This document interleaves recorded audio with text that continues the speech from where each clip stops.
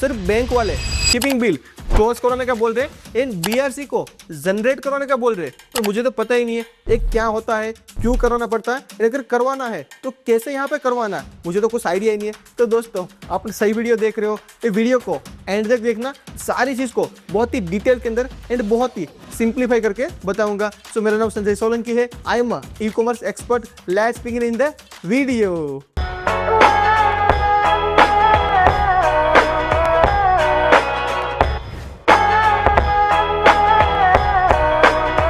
दोस्तों ये वाला जो है ना अपना 3 वीडियो का सीरीज था। सबसे पहले वीडियो के अंदर देखा कि एज ई कॉमर्स सेलर हमें कौन से टाइप का शिपिंग बिल यहाँ पे फाइल करना होता। सेकंड वीडियो के अंदर देखा FIRC के बारे में कि हमको फॉरेन पेमेंट आता तो FIRC कैसे जनरेट करनी है, नहीं पता जाके वो वीडियो को देखिए।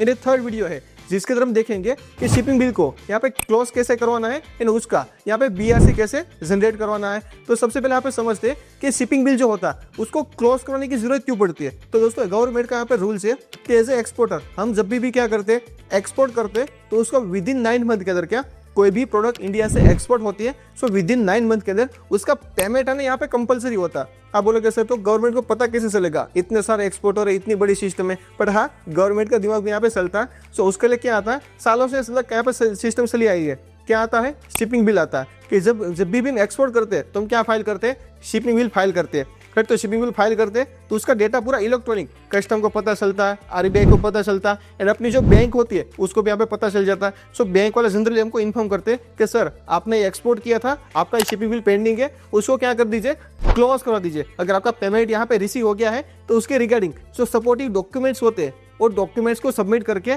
आप इसको क्लोज करवा दीजिए। सो आपको समझ में आ गया होगा कि शिपिंग बिल यहाँ पे क्यों क्लोज करवाना पड़ता। अभी अपने समझते हैं कि शिपिंग बिल क्लोज करवाने के लिए कौन से डॉक्यूमेंट्स है। तो यहाँ पे जनरली 4 डॉक्यूमेंट्स है। सबसे पहला इनवॉइस, कि हमने जो प्रोडक्ट भेजा था उस टाइम पे हमने क्या बनाया होगा, इनवॉइस, तो इनवॉइस कॉपी हो गया। सेकंड यहाँ पे शिपिंग बिल कॉपी हो गया। जब भी बैंक वाले के पास तो क्या होता, शिपिंग बिल का नंबर होता, और अपने पास पूरी शिपिंग बिल की कॉपी होती है, तो शिपिंग बिल की कॉपी यहाँ पे रहेगी। इसके अलावा यहाँ पे हमको एयरवे बिल चाहिएगा, प्रोडक्ट हमारा बाय एयर गया था, सो एयरवे बिल यहाँ पे लगेगा। एंड बैंक वाले एक फॉर्मेट हमको प्रोवाइड करेंगे, वो फॉर्मेट को फिलअप करके बैंक को यहाँ पे सबमिट करना होता है। As a e commerce seller हमको और एक चीज चाहिए, क्या, FIRC, क्योंकि पेमेंट अपना डायरेक्टली फॉरेन करेंसी में नहीं आया था, सो हमको यहाँ पे FIRC करवानी पड़ती है। लास्ट वीडियो के अंदर उसका इन्फॉर्मेशन अवेलेबल है। सो FIRC हमको चाहिएगा। इतने डॉक्यूमेंट्स से हम बैंक को यहाँ पे प्रोवाइड कर देंगे। सो बैंक पेमेंट को पूरा वेरीफाई करके क्या कर देंगे, शिपिंग बिल को यहाँ पे क्लोज कर देंगी, एंड बैंक यहाँ पे BRC जनरेट कर देंगे। BRC यानी कि बैंक रियलाइजेशन सर्टिफिकेट। पर अभी के टाइम के अंदर क्या हो गया,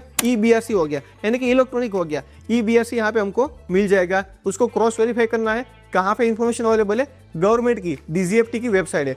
बैंक वाले ने शिपिंग बिल क्लोज कर दिया, उसे कुछ टाइम के अंदर कहाँ पे आ जाता है इन्फॉर्मेशन, DGFT के ऊपर हम यहाँ पे पूरा इन्फॉर्मेशन देख सकते हैं कि ये अपना शिपमेंट था, उसका क्या हो गया, यहाँ पे पूरा ट्रांजेक्शन कंप्लीट हो गया है। ये तो दोस्तों हमने बात कर लिया कि नॉर्मल अपना केस है तो क्या होगा, इस तरीके से शिपिंग बिल यहाँ पे क्लोज हो जाएगा। पर as a e commerce seller यहाँ पे काफी बार डिफिकल्टीज आती है, जैसे कि क्या होता, पेमेंट ज्यादा आता, पेमेंट कम आता, तो उसको सर कैसे मैनेज करें। तो यहाँ पे दोस्तों क्या होता कि एक ही जो हमारा पेमेंट आया, जैसे एग्जांपल देता हूँ मैं आपको कि हमने क्या किया, 50,000 इनवॉइस वैल्यू था, उसको यहाँ पे हमने एक्सपोर्ट किया, 50,000 का हमने एक्सपोर्ट किया। उसके सामने काफी बार क्या होता कि सपोज मान लो हमको क्या मिल गया, 90,000 यहाँ पे पैसा मिल गया कि वो प्रोडक्ट सेल हुआ, ज्यादा अच्छा खासा प्रॉफिट मार्जिन बच गया, तो 90,000 हमको पेमेंट मिल गया। तो हम क्या कर सकते हैं, जो हमारे पास पेमेंट आता एक ही FIRC के लिए हम क्या कर सकते हैं, मल्टीपल शिपिंग बिल को यूज कर सकते हैं। यानी कि सेकंड शिपमेंट सपोज मान लो मैंने कितने का भेजा, 40,000 का भेजा, सो 50,000 प्लस 40,000 90,000 हो गया। मेरे पास भी कितना था, 90,000। तो एक ही पेमेंट के सामने 2 शिपिंग बिल को भी मैं यहाँ पे क्लोज कर सकता हूँ। या तो ऐसा भी कर सकता हूँ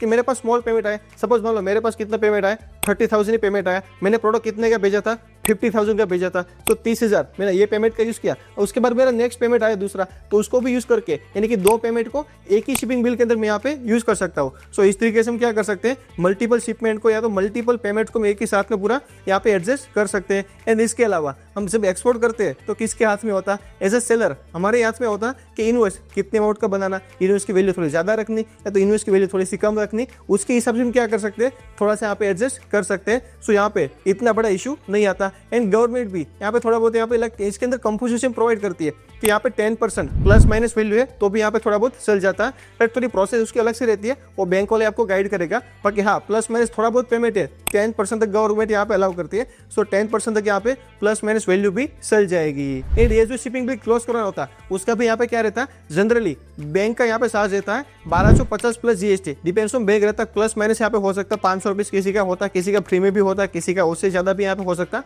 पर जनरली यहाँ पे on an average 1250 plus GST shipping bill close कराने के यहाँ पे चार्ज देता है। एंड गवर्नमेंट के यहाँ पे टूल है EDPMS, export data processing and monitoring system, government का पूरा ईडीएमएस इलेक्ट्रॉनिक पूरा सिस्टम है। तो जब भी पे एक्सपोर्ट करते हो सो मल्टीपल डिपार्टमेंट को पता चल जाता है कि भाई आपने क्या किया, यहाँ पे एक्सपोर्ट किया, उसके हिसाब से जितने कायदे में रहेंगे इतने फायदे में रहेंगे। सो गवर्नमेंट के जितने भी रूल्स एंड रेगुलेशन है उसको फॉलो करेंगे, सो लॉन्ग टर्म के अंदर हमको कोई भी टाइप का यहाँ पे इशू नहीं आने वाला। बट बहुत सारे ई-कॉमर्स सेलर क्या करते हैं, उसको पता नहीं होता, इस टाइप का शिपिंग बिल फाइल तो कर देते पर उसको यहाँ पे क्लोज नहीं करवाते, सो बहुत बार ऐसा इशू भी आता है। इसके अलावा भी आपको कुछ भी क्वेश्चन क्वेरी है तो मुझे कमेंट सेक्शन के अंदर जरूर से बताइए। मेरा मेंटरशिप प्रोग्राम ज्वाइन करना चाहते हो तो यहाँ पे मेरी टीम का जो नंबर आ रहा है उस पर आप कॉल कर सकते हो। मैं आपको मिलता हूँ नेक्स्ट इन्फॉर्मेटिव वीडियो के अंदर, तब तक के लिए bye bye and happy selling.